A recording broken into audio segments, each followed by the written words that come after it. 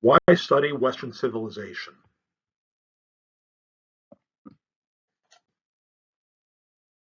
Before we ask why we should study Western civilization, we need to answer an even more basic question. What is Western civilization? Now, we can answer this question in two ways. We can give what I call a geographical definition and also what I call a cultural definition. Geographically, we could say that Western civilization includes Western Europe, the United States, Canada, Greenland, Australia, and New Zealand, corresponding to the dark blue area on the map. These are those countries and areas of the world that have been formed by Western ideas and values. The other areas on the globe represent various non-Western geographical cultures, including Latin America, Islam, Africa, Hindu civilization in India, Chinese civilization, Japanese civilization, Buddhist civilization, and Orthodox civilization. That is, those countries that fall within the orbit of historic Russia.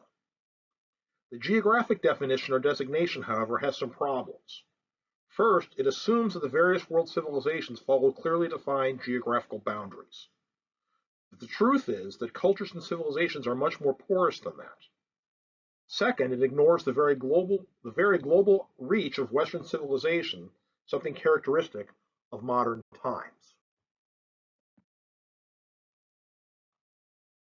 This brings us to our second definition, the cultural definition of Western civilization. This designation speaks of Western civilization as a set of ideas, institutions, and traditions that are the legacy of Europe and North America, which have had worldwide impact. These include, but are not limited to, philosophy, religion, politics and law, arts, and literature.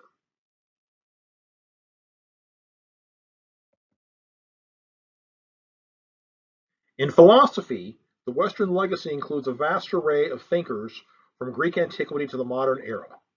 These include Socrates, Plato, Aristotle, Thomas Aquinas, Rene Descartes, and Immanuel Kant.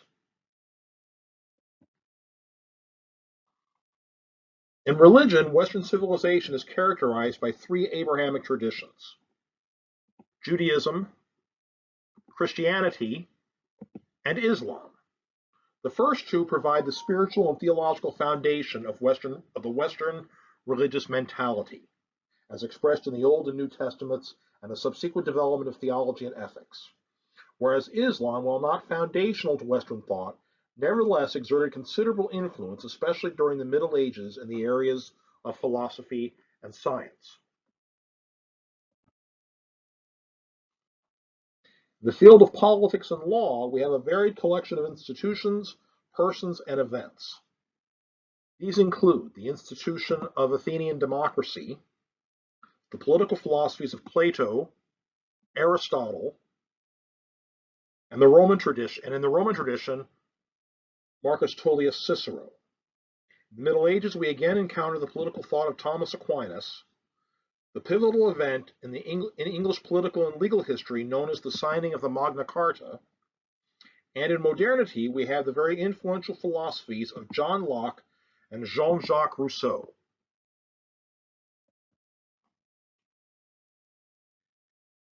In art, we have achievements that include Greek sculpture, Roman architecture such as the Colosseum, medieval Gothic cathedrals, and Renaissance art as seen in the ceiling of the Sistine Chapel in Rome.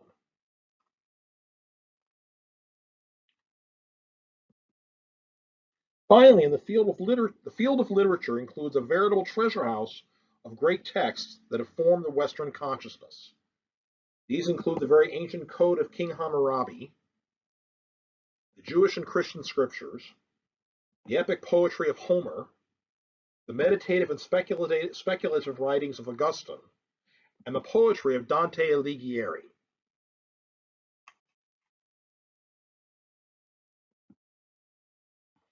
In academic life, however, there has been extensive controversy surrounding the teaching of Western civilization. In the late 1980s at Stanford University, one of the top institutions in the United States, there was a very heated debate over this.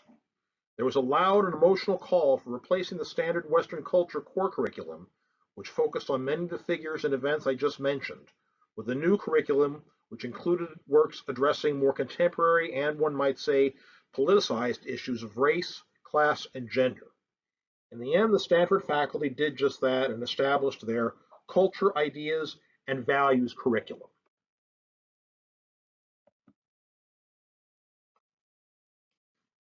Here we have a photograph of some students and then political activist Jesse Jackson leading the march calling for a revision, a radical revision of the Stanford curriculum. Later still, and this is something pervasive across academia today, there was the emergence of various forms of so-called critical theory.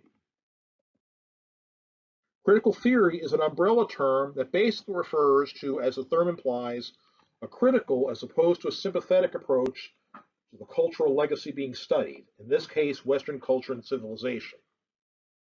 Critical theory can take many forms, but there are three variants I would like to discuss briefly: feminism, Marxism, and critical race theory.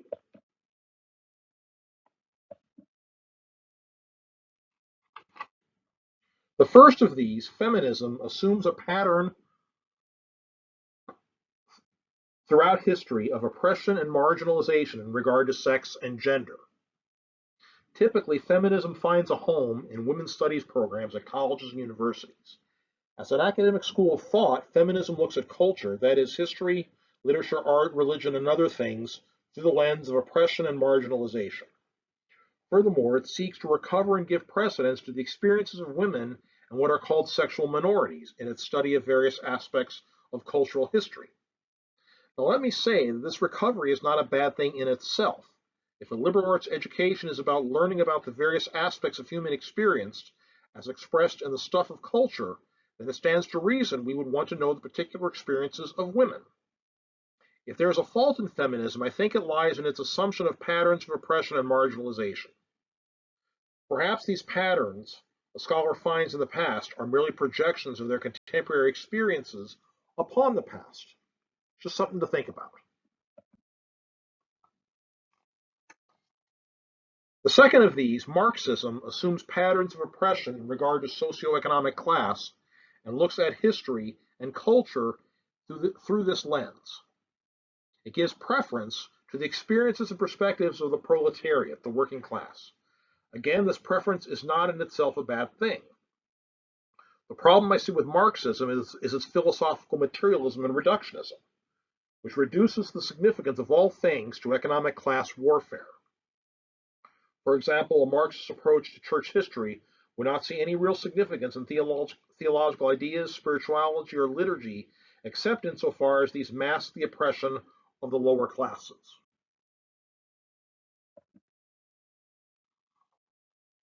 Third, we have critical race theory.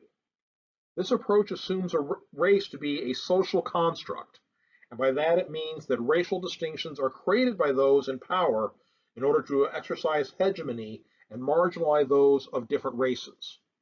Now, let me say that I think there is a grain of truth to this. As a medievalist, I can tell you that medieval people were not at all conscious of racial differences and distinctions. The idea of race is, in fact, a largely modern construct and was often used to predetermine the social, political, and economic roles of individuals on that basis. For instance, the recognition of a black race went hand in hand with the notion that this particular race was somehow inferior to the white race. Another thing critical race theory assumes is that racism is a systematic reality affecting social and legal institutions since their founding. This I have a real problem with because I feel it distorts and even ignores the genuine good that emerged from these institutions, such as the American Republic, which, despite its shortcomings, which are real, is nonetheless a genuine good in regard to human political achievement.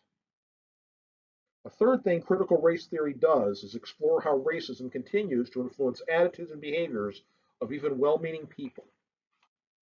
I will concede that there may be some truth to this given the history of racism in American history and culture.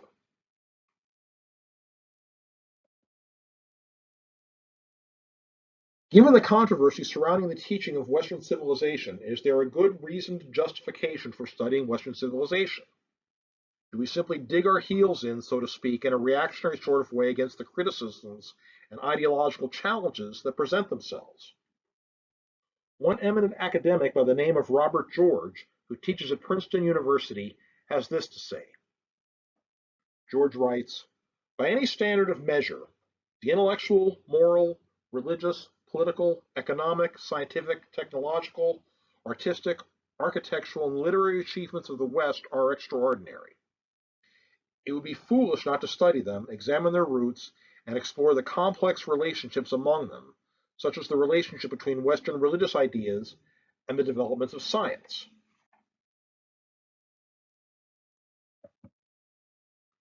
George continues, our students are, as we ourselves are, inheritors of these achievements.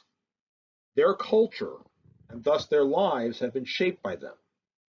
They deserve to understand them, and if they are to maintain all that is worth maintaining and reform what needs reforming, and pass along to their own children a vibrant and healthy culture, they need to understand them.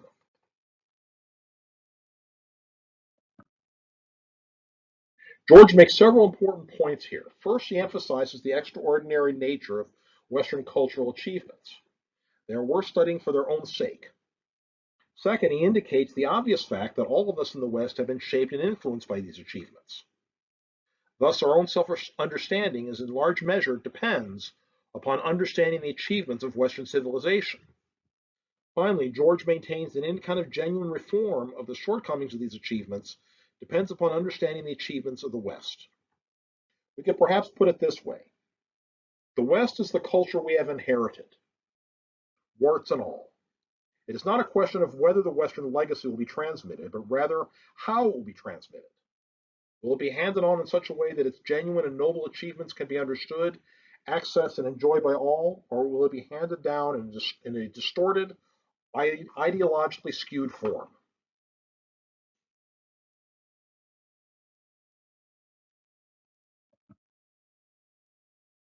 George further states, it seems to me, in the face of contemporary challenges to Western ideals and institutions, there is nothing more urgent than deepening the understanding of our people of the traditions of faith, thought, and social and political life that made the West.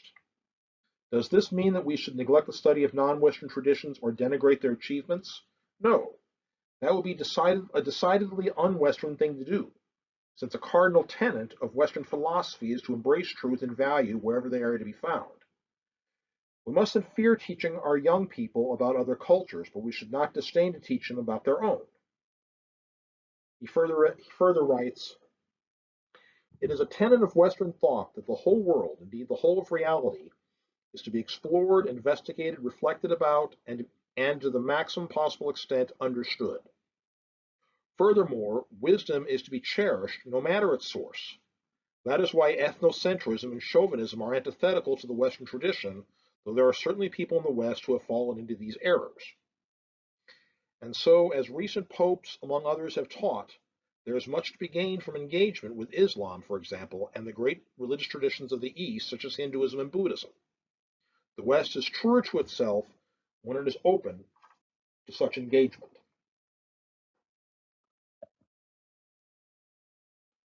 So Robert George makes some additional important points here. Should we study other cultures? Of course, but we should not neglect our own. Studying non-Western cultures is paradoxically a very Western thing to do. It assumes the universality of truth wherever it is found. So in conclusion, why study Western civilization? First, to know our own legacy and identity. Second, to have a basis for critical dialogue about our own culture and society. And third, to learn about the human condition.